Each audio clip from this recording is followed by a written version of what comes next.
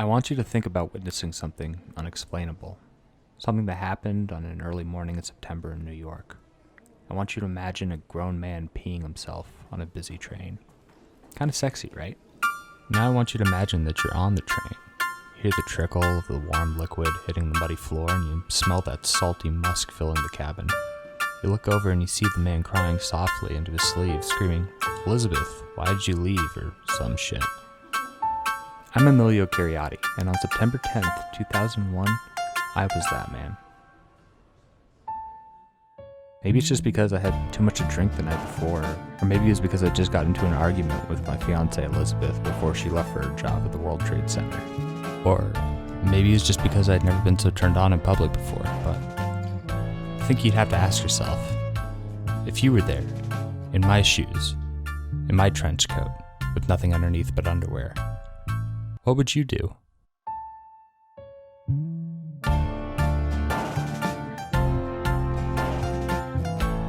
Hello, this is a prepaid collect call from My balls. an inmate at Florida Correctional Institution. This call is subject to recording and monitoring. To accept charges, press 1. To refuse charges, thank you for using T-Netics. You may start the conversation now.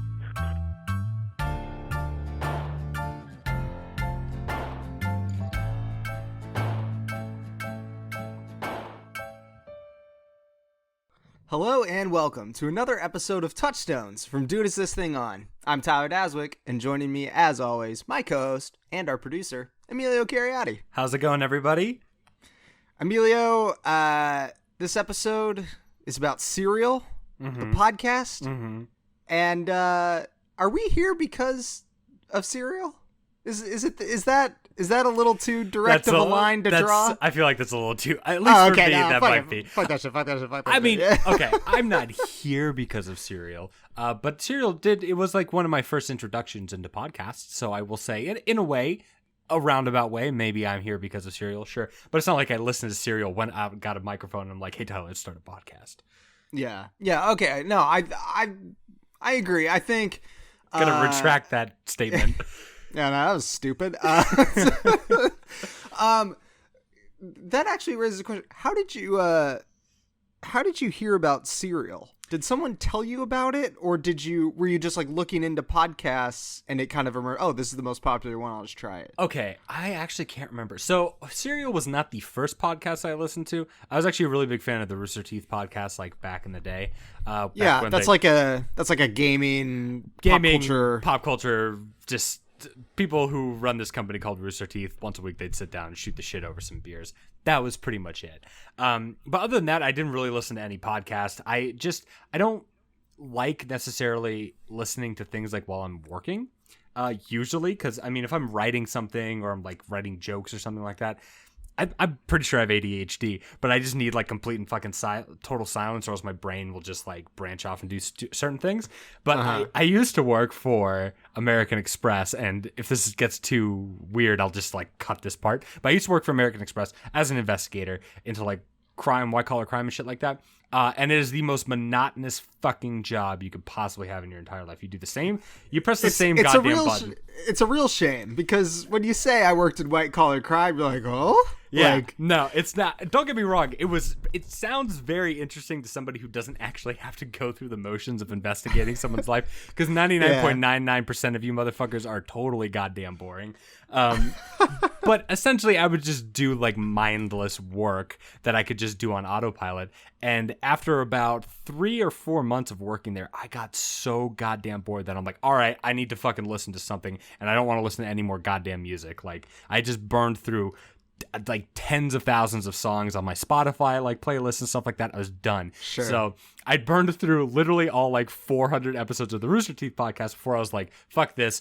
I'm going to start asking people, hey, what podcast should I listen to? A couple of people recommended this one called Sword and Scale, which is this like dramatic like crime, like true crime. Yeah. And that was pretty interesting. I'm not a huge fan of the host or the original host of it, but I cannot remember who it was. I'm pretty sure it was you recommended Serial, and that is how I stumbled upon it. Yeah. So, Sword and Scale, that's kind of like a case of the week type podcast, right? Where yeah, they just I think it's like a case of the month. They go really into it though. Like Oh, okay. The show's really good.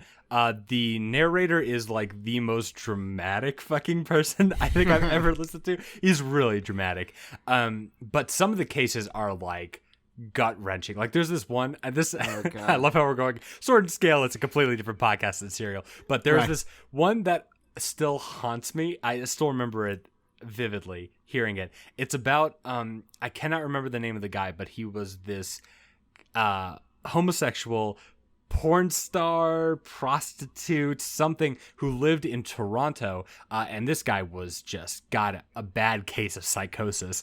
And he was murdering young Asian men in and around Toronto, filming it and uploading it online. Yeah, right. Back in like the mid 2000s, back when things like Reddit and 4chan were just like the complete fucking Wild West, and you can go on places like Watch People Die on Reddit, and there's this one where I'm pretty sure he's murdering somebody to Blue Monday by I cannot remember the name of the band, but they're like this 80s synth band, but he's literally stabbing somebody to death, like tied to his bed. Oh my gosh. Just on camera. And nobody thought it was real at the time until like a month later when the FBI were like, oh shit, that's real, we should investigate this. And eventually they found out there's a huge international manhunt. They end up arresting the guy in like Serbia or something like that. It's fucking nuts. In any case, you should just watch the podcast if not for that one specific episode. But yeah, anyway, Serial. Well, no, I mean, it's funny. Like, this kind of like came all the way back home.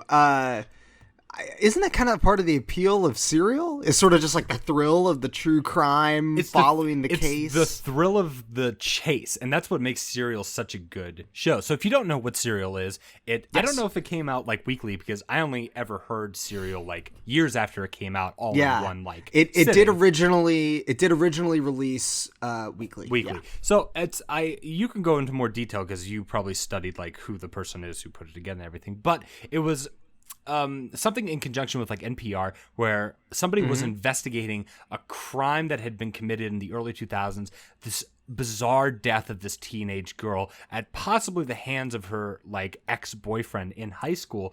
The man has been incarcerated now for years and is still fighting the case, claiming his innocence. So at least the first season really delves into the possibility that this person could be innocent. And so the investigators going through the evidence files, almost like the police would have 15 years ago, going through and being like, well, is this evidence really rock solid? Like, should this person be in jail? And she's conducting interviews and stuff like that. So it's that thrill of going through the case like you're working it yourself. Strangely enough, I was working cases myself at the same time. It was a weird time. It was definitely a weird time to listen to that podcast, because she's doing personal research on like bank files and like security camera footage and stuff like that. And while I necessarily wasn't doing anything as intense, I was still like researching bad people online.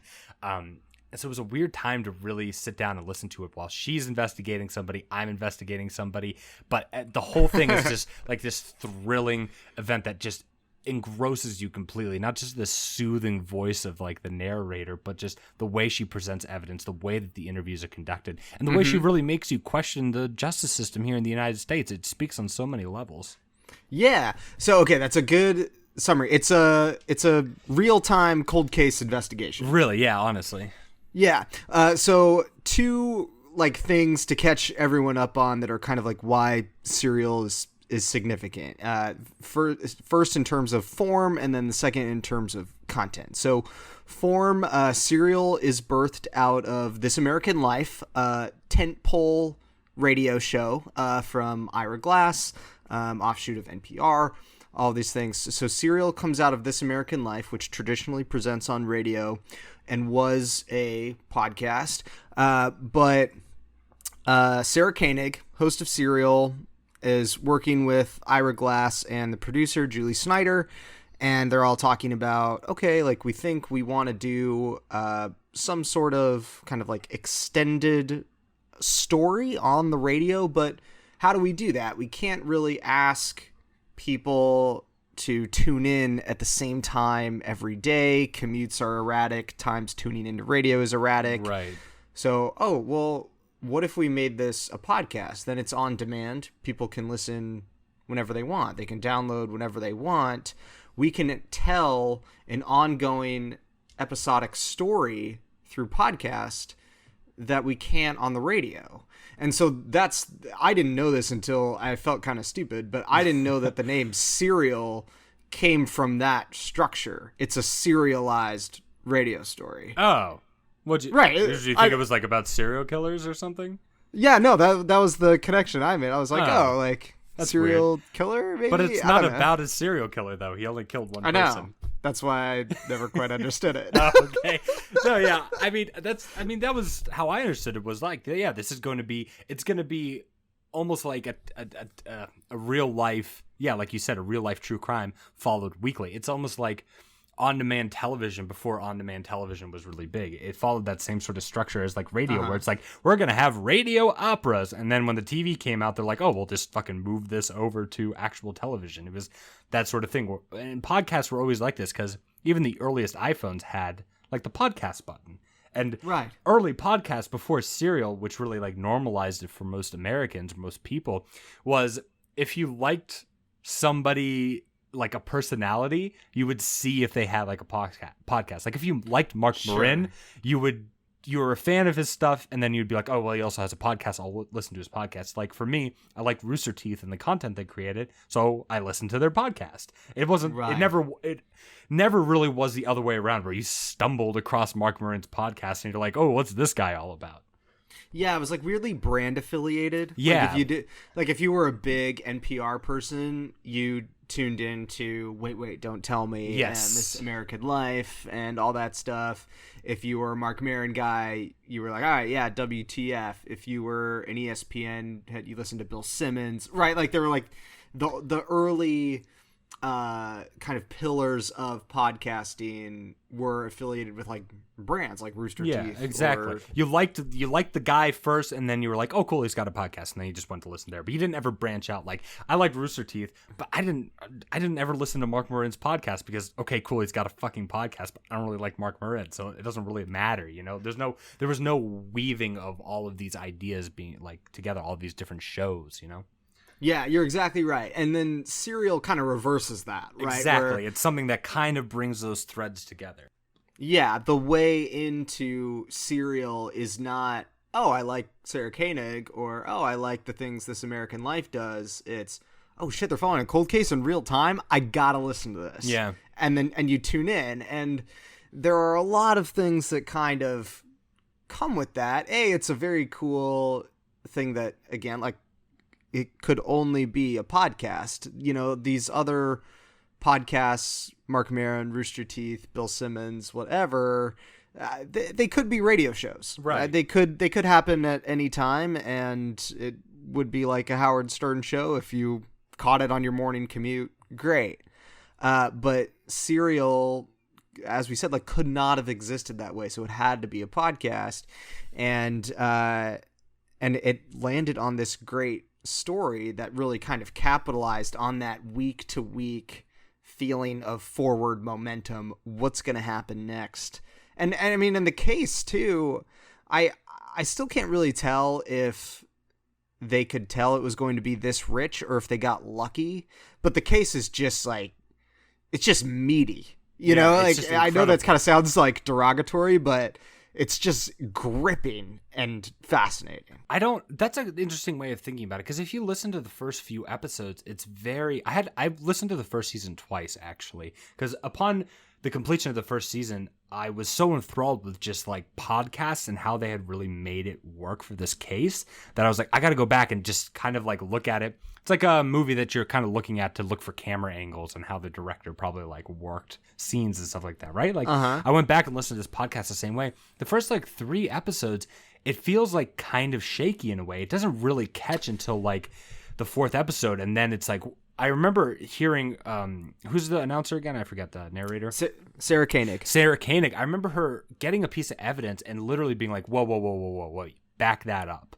And like it presents that evidence again. It's like, so you're saying this is actually what happened, and then the person's contradicting certain files, and then from there things are like, oh fuck, if this is happening and this is happening, like those little red threads that you see in those like detective movies are starting to appear between things. I don't know if that was planned or not. while they were just gathering the information, but maybe that speaks more volumes to how the show was produced. But goddamn, man, when I heard her voice being like in total shock of getting this new information, that's like when I really got enthralled with the show. And then the second season I thought was strong all the way through. I don't think a lot of people liked it, but I thought it was a very interesting case. The second season, does it follow the same structure of like an ongoing real-time investigation? I actually never listened to it. Yeah, it does. It follows the same structure. It's just a completely different case. Like it has like nothing emotionally the same way. Like people would think, oh, after the first case, I did not do my research for this episode, but I can't remember what the first case is called. Like, well, it was the murder victim was Heyman Lee, yes. And the convicted man was Adnan Syed. That's right. So it's the case of Adnan Syed, which a lot of people are familiar with now because of the HBO documentary on him too. But that case is a very emotionally charged, like two star-crossed lovers whose relationship was forbidden, and out of maybe anger or lust, one murdered the other, right? The second season doesn't follow that at all. It's a look at the United States military and who our heroes really are in the United States military, and like, oh wow, what defines a hero in the U.S. military, and whether or not we have an accurate representation of who the monsters are and who the heroes are. It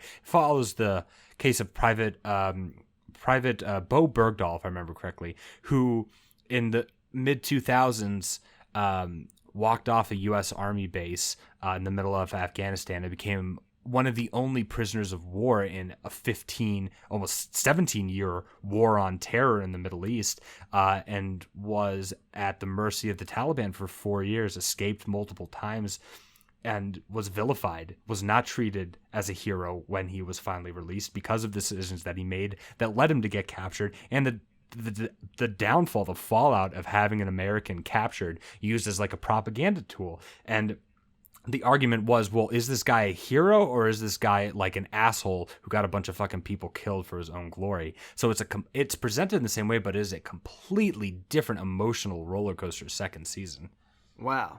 And question, because I think this was such a huge part of Serial, the first season, I should say. What made the first season so, I think, kind of revelatory, and what sort of legitimized the episodic form and kind of the podcast medium in general, is you followed Koenig as her allegiances kind of shifted, where she was sort of, like, she really believed Saeed on one episode, and then a new piece of information would come in, and literally a week later she'd have serious doubts. And so did it kind of have a similar sort of push-pull in the second season? Yeah, definitely. It was a lot less, because if I remember correctly, there isn't that much interviewing with Bo Bergdahl, if any. If I remember, Mark Bowl is actually writing, or was thinking about writing, a movie. I hope I got it right. I think it's Mark Bowl, very famous writer and director who does a lot of like historical pieces. But he was thinking of writing a piece on Bo Bergdahl, so he sat down with him at some point and did extensive interviews with this guy. Took many detailed notes. So Sarah actually sits down or goes on the phone with Mark Bowl a bunch and does interviews with him. It's very casual. I mean, you can hear him eating sandwiches in the background and like washing dishes as he's talking about like him sitting down with the actual person. So it's like kind of secondhand. Emotionally, it's the same. It's like you don't know whether or not this person's a hero, somebody who was just misunderstood, or somebody who had ill intent and was trying to do something against the wishes of the United States, right? Because evidence is presented that, okay, this guy was a very, very smart soldier, but he also was most likely on the spectrum. And so his understanding, his perception of danger, and his influence in what he could accomplish by walking off base might have been grossly misconstrued because of his condition. And so can he really be held responsible for what he did? Or is this guy ready to stand trial for potentially the people who got killed searching for him while he was being captured for 4 years? Because like he walks off a military base, immediately gets captured. Well, now every couple of days, the U.S. military is sending out search parties to look for this guy. And, you know, if a soldier steps on an IED during one of these fucking search party rescue things, like they get their leg blown off or they die, that's technically his fault. Like, if he hadn't walked off, that person Wow. wouldn't have fucking been standing on the mine, you know? So that's the sort of question it asks. Not necessarily, do you believe this guy? Do you not believe this guy? But like, were his actions justified? Do you think he was trying to do something just, or do you think he was just trying to do something to get attention? Well, I think that's really cool. Yeah. And I think it's a very cool representation of how the nature of Serial's structure invites all of these questions. You start actively debating the themes of the story as the story evolves or devolves or twists or turns. Right. I think what's kind of cool about the first season is how Koenig builds a really intimate relationship with Saeed, where he is, you know, confessing these really deep-rooted feelings to her, and while he's proclaiming his innocence, he's talking about how much he loved this girl and all of the mixed emotions he had about dating her and some of the sadness and confusion he felt upon her death. And Right. I mean, because he's because he was convicted, you don't really know how to feel about that. Like, is he legit? Is he not? What does this really mean? Is he bullshitting? Yeah. And you're right. It immerses you in these questions about justice, about what a criminal looks like, and in the second season, as you say, about what a hero looks like. Mm-hmm. I think that's something you can't really get on a normal drive time radio show, where, you know, as soon as you reach your destination, you turn the car off. It doesn't matter if it's over or not. Yeah. And then you've got to kind of like go on to, you know, whatever you're about to do next. Yeah, So- you don't think, like, after the first season and second season were over, like, I thought about that for days afterwards. And you know what the effect that it has on you when after you're done with season 2, and at the time season 3 hadn't come out. I'm sitting there looking, like, Googling, like, podcasts like Serial Podcast 2.0, like something. Give me some more of this, because I want to ask myself these questions about, like, love and country and all these fucking things that are being stirred. I had never heard a radio show, you know, where Yeah. I thought about it a week later. So this kind of raises a weird point of tension I feel about podcasts in general that I did not feel until I started diving into this episode, and I'm curious how you react to it, or if you've thought about it before. But I read an essay about podcasting where someone said, you know, it's great that when you find a podcast that is especially educational or thought-provoking, you know, you really feel like you're getting something out of it. Yeah. But what it really is another way for you to plug in to the internet and be constantly subsumed with information. And I was like, oh shit. and I thought, because I love podcasts and have Right. like totally gone all in on them. I have multiple podcasts about basketball. I have multiple podcasts about cooking. I have multiple podcasts about movies. I have multiple podcasts about TV. Like, I have, you know, kind of serialized podcasts like Serial and miniseries and all this stuff. And, you know, whenever I'm driving, I have a podcast on. If I'm just, you know, doing chores around the house, I put on a podcast. Mm-hmm. Like, Same. it's kind of my default way of, you know, taking something in. And when it was framed that way as sort of an extension of the internet, I don't know. I felt a little conflicted over it. I don't know why. I mean, the internet is everything these days. Like, everything's an extension. Like, where are you? Are you watching your TV via bunny ears? No, you're like, you're watching TV like through Netflix. That's an extension of the internet. Just because just because Casino is on Netflix does not mean that Casino is an extension of the internet. It's just a reference. It's like a source where you can get that information from. Just because Serial can be found on the internet doesn't mean that it's an extension of the internet. I think that's what's great about Serial, is that it's not just mindless garbage that's kind of thrown in your face. It is thought-provoking in the same way that the History Channel used to be thought-provoking, you know? Like, Yeah. Yeah, yeah. Used to Right.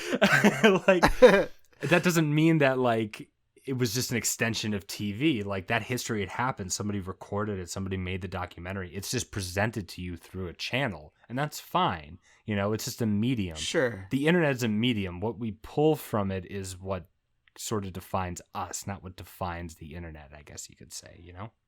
Yeah, that makes me that reassures me a little bit. Good. Thanks, buddy. I do think though, where I can see someone leaning the other way is, you know, think of all these shows that have kind of spun off of Serial. One case that I think is especially interesting because it was also super popular. It was about Richard Simmons, and it was either Searching for Richard Simmons or Missing Richard Simmons or something like that. The workout guru, right? Who had like health problems or something? Yeah. Ironically. Yeah.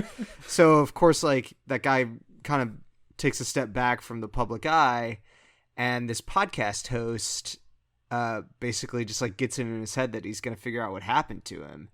And over the course of several episodes of him, seasons, trying to track down Richard Simmons and diving into his backstory and going deep into his personal life and trying to string together all these theories of why he would disappear. He eventually goes to Richard Simmons' house and knocks on his door, and Richard Simmons answers is like, "Dude, get the fuck out of my life." And it is kind of like this startling moment of, oh wow, this was a really invasive exercise. Yeah, and you didn't realize it until you were standing in front of the guy, and then you just realized like how consumed you were with the whole thing. Right. And yet it follows that Serial model. And so I can at the same time as I kind of recognize how podcasts are really this great advantage that can come out of the internet. I mean, maybe it's now just kind of an obvious point and I've talked myself into a circle, but I mean, I see all too easily the reverse side of the coin, where this is something that is really unproductive and in really bad cases, kind of like damaging, and it's kind of self-serving for a host, you know? Yeah, but at that point, like, if you... we're kind of getting off topic with just podcasts in general, but to counterpoint that, Tyler, like, you could make that argument about any documentarian.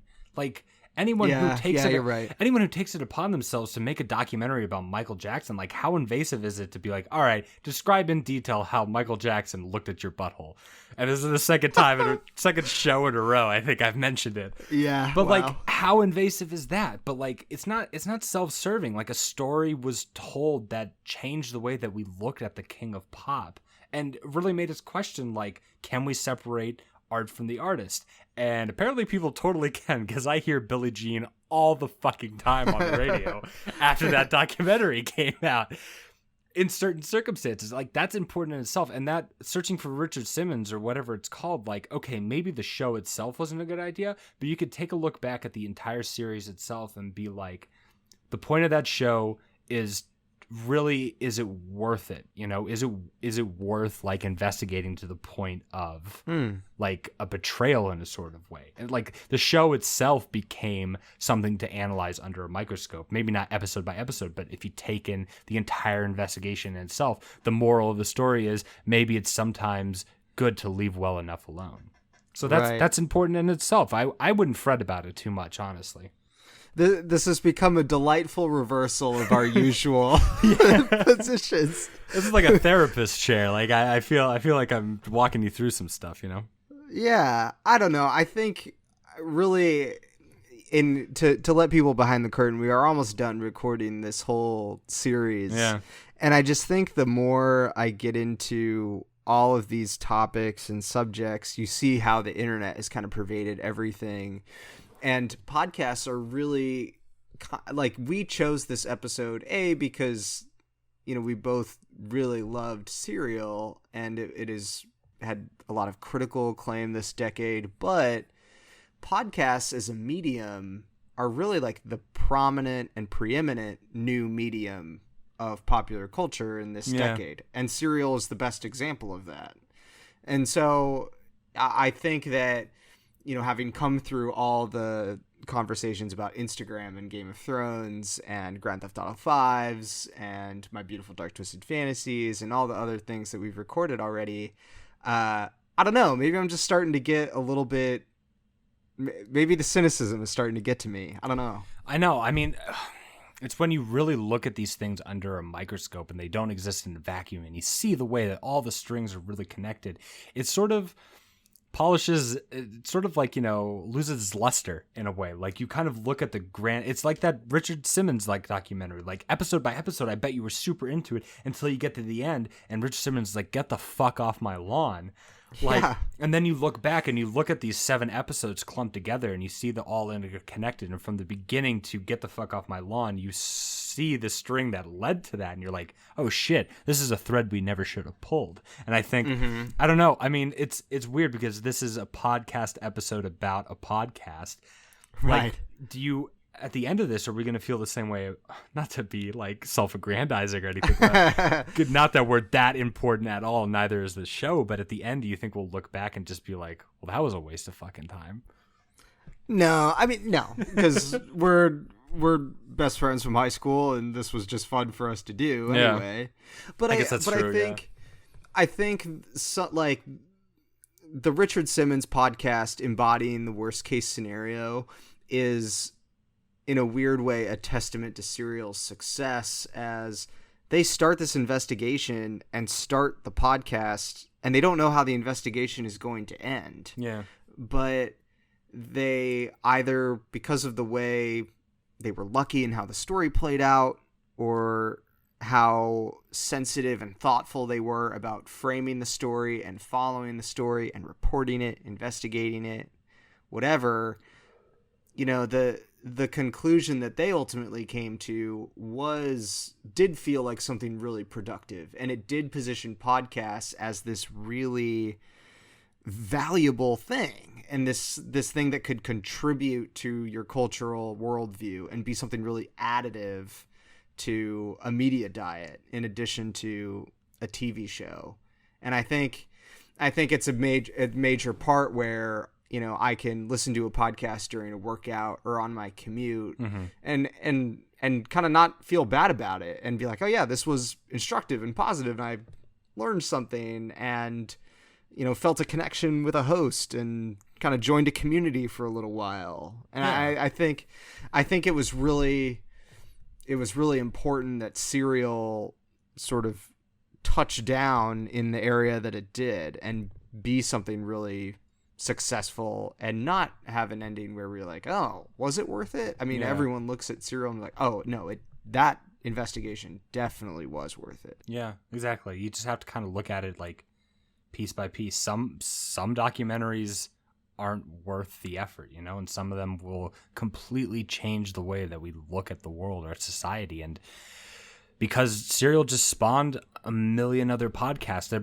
like bring people happiness. Like the same thing, man. Like I could not get through my fucking morning commutes in Boston if I didn't have like shit to listen to, and it's not mindless, even something like Howard Stern, if it makes fucking people happy, like go for it. It's not, Howard Stern isn't hurting anybody. It's not like he's butchering people off, or like, and stacking them up like logs in like the storeroom or something like that. Like, right. If nobody's getting hurt and everybody's fucking enjoying themselves, why not?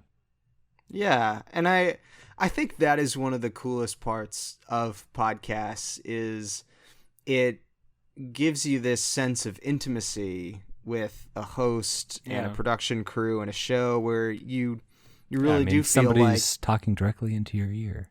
Yeah, that's right. You're one of the gang. Yeah, you're in the room with us, and I just that has been really affirming for me, and all these kind of niche interests that, especially in the 2010s, that you develop. Podcasts let you find people like you, and they let you find people who care about movies as much as you do, and care about, for me, like cooking as much as you do and basketball as much as you do, and you want to talk for an hour about, the greatest on-court fights in NBA history. Like, we have a whole episode about that. And you're like, oh, like, fuck yeah, I'm not crazy. Like, yeah. It's like if you have an itch, there's probably a podcast out there that can scratch it. Yeah, exactly. So I think that, I don't know, that ultimately puts me in a good place. So yeah, thanks for leading me there. Yeah. Honestly, this was a very feel-good episode, which is great for someone who's usually a pessimist.